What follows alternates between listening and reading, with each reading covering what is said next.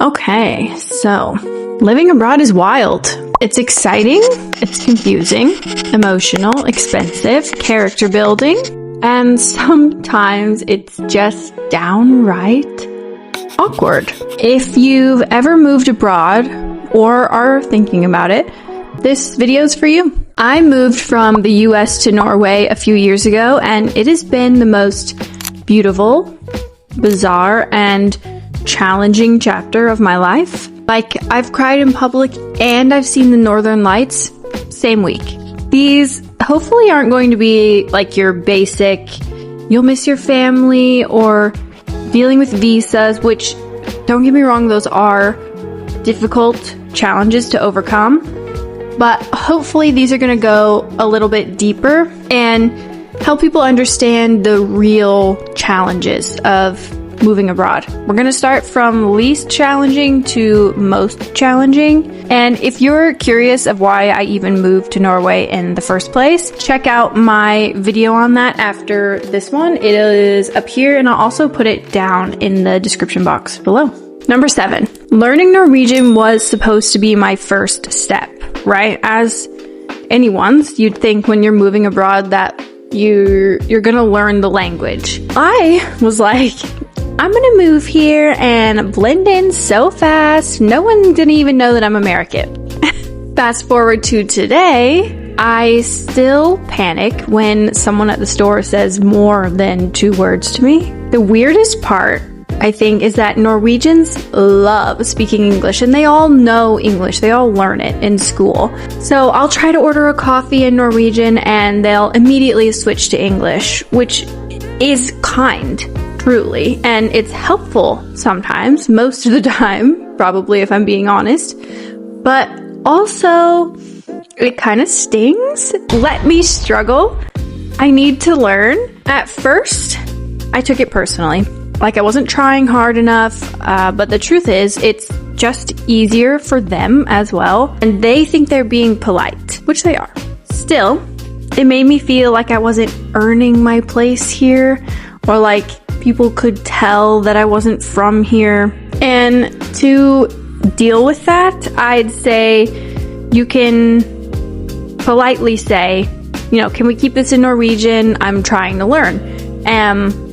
Of course, 9 out of 10 times, probably 10 out of 10 times, they are incredibly supportive and are happy to help you. Number 6, this one hurts more than I expected. It really wasn't something that I even thought that I would deal with. Let me set the scene.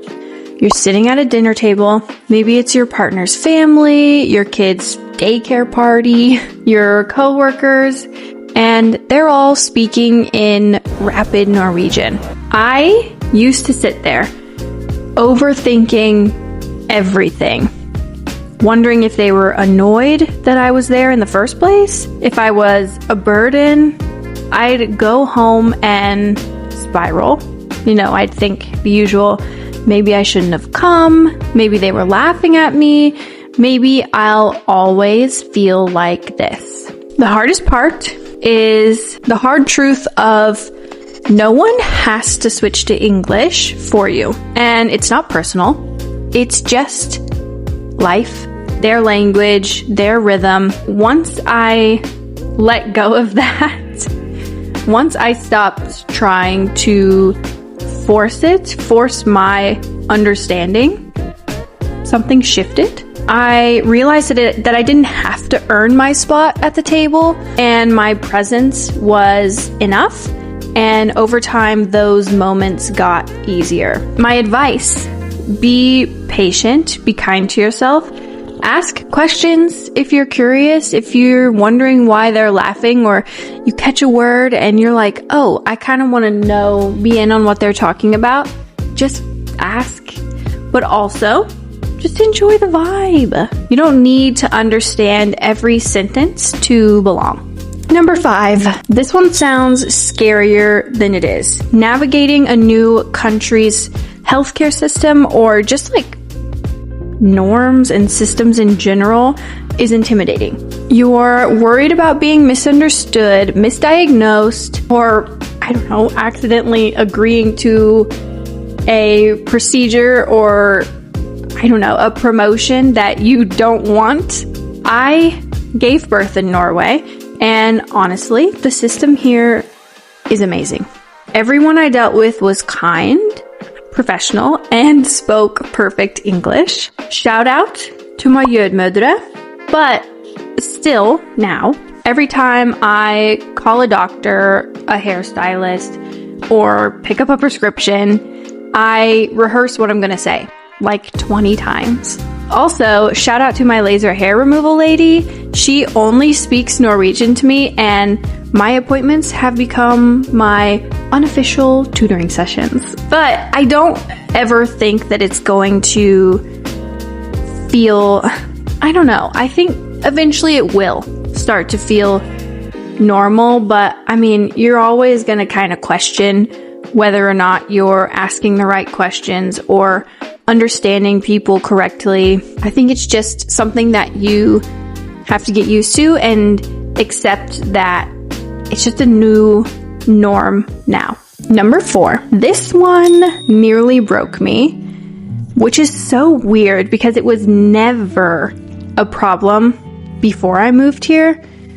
I applied to hundreds of jobs, and it wasn't like, oh, I'm unqualified. No, I have a degree, I have experience, I graduated from university, like I'm ready to join the workforce. But in Norway, if it's between you, a foreigner, and a native Norwegian, they're picking the Norwegian every single time, and I get it, but it is brutal. I remember waking up dreading my inbox, just rejection after rejection after rejection, and I started to internalize it. Like maybe I was just not good enough. I felt like I had to prove myself all over again from scratch, and that is exhausting. Which, applying for jobs just in general in your regular schmegular hometown is also exhausting because the judgment factor, basically, where you're pouring yourself out to these people who you don't even know, who don't even know you, only for them to be like, nah, we didn't like you enough. It's like icky, but it's life and you have to do it. But it just sucks even more in a foreign country because you're already kind of feeling not good enough and disconnected and just like you don't fit in, and then to have those people directly just rejecting you is like hard, to say the least. Eventually, though, things started turning around. I leaned on my support system. My husband helped, my family helped, and slowly, very slowly, I found opportunities. If you're going through this, my advice to you, if you are in the position, is to take breaks and don't let it define your worth, and definitely use what your country, in my case, Norway, offers for job seekers. From what I understand, the support is actually decent. Number 3, flying home to the US is like planning a heist. It is expensive. The logistics are insane, and don't even get me started on the guilt. This summer, we made a hard decision. We're going to take a trip for ourselves instead, and I felt so guilty. Guilty that my family wouldn't see my daughter, guilty that I wasn't around for the birthdays or the backyard barbecues. Every time we skip a visit, I feel like I'm failing someone. Especially now that I have a daughter. I want her to know her grandparents, her aunts, her cousins, or she doesn't have any cousins, so in her case, my cousins. I want her to feel American and Norwegian. But here's the truth. I can't pour from an empty cup, and sometimes you need to rest instead of return. Being far away is never going to be easy, but choosing what's right for your mental health and your little family isn't selfish. It's necessary, and it's also okay to want to explore your little corner of the world too. Number 2 kind of goes along with number 3 because I thought going home would feel easy, familiar, but I get nervous to fly back to the US.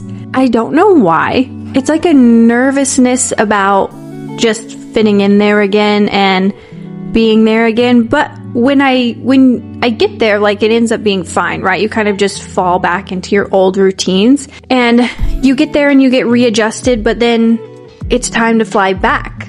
And then I get nervous about fitting back into Norway's rhythm. It's like my brain can't settle, and suddenly neither place fully feels like home. It's almost like in both countries you feel like a guest. That's what reverse culture shock does, though, I guess. It kind of messes with your identity in a way. But over time I realized it's okay to feel like you belong in more than one place. You're not split, you're expanded. Number 1, the biggest one, the hardest one, and the one that I didn't see coming, like, at all. I was confident back home. I was independent. I could walk into a room and feel grounded. But here, I felt like I was watching myself from outside my body, just like constantly on edge, constantly worried about if I was doing something right. Like, everything I did was on display. Like, everything I did was a performance, and I didn't want to mess up. It's exhausting. You're hyper aware all the time of your accent, of your awkwardness, of whether you're doing it right. Even simple things like taking the bus, going to the post office, going to the grocery store felt like a high stakes mission, and you had to think through every little aspect or you were gonna mess up. I don't even know, really. That can make you feel so small. There were moments where I felt completely alone, and it is weird to kind of have to rely on those around you to be a rock in these situations or be the support. Like, even just going to the grocery store, like I said earlier, like, I wanted someone to come with me. I wanted my husband to be there just because it adds like this little comfort walking around with you, which was hard because back home I was so independent. I didn't care about doing those things alone. I didn't care about calling the doctor on the phone. I didn't care about any of that. But positive, slowly, painfully, it shifted. I guess you build routines in a sense, and you kind of get used to your situation and where you are. You mess up and nothing happens, so you learn also. You start to slowly take your power back. I've learned that growth often feels like grief first. My advice with all of these challenges, give yourself grace, like truly. It takes time to feel human again after something so disorienting as moving abroad. So yeah, it's like my little therapy session. Moving abroad is amazing, but it's also really, really hard. And I feel like it's not talked about so much, like just how isolating and disorienting it can actually be. If you're living abroad and you're struggling, I hope you know that your feelings are valid. This journey is full of contradictions, joy and grief, excitement and fear, growth and loss. You're allowed to miss home. You're allowed to feel lost. And you're also allowed to thrive here. if you want. Let me know in the comments what the hardest part about your journey abroad has been. I would love to connect with you. And if you want more honest videos like this, please hit the subscribe button and like this video if you enjoyed it. We're trying to build a little international community here on YouTube. I also have a join button down here somewhere. You can join my channel if you want to support me more. Thanks for watching. Bye.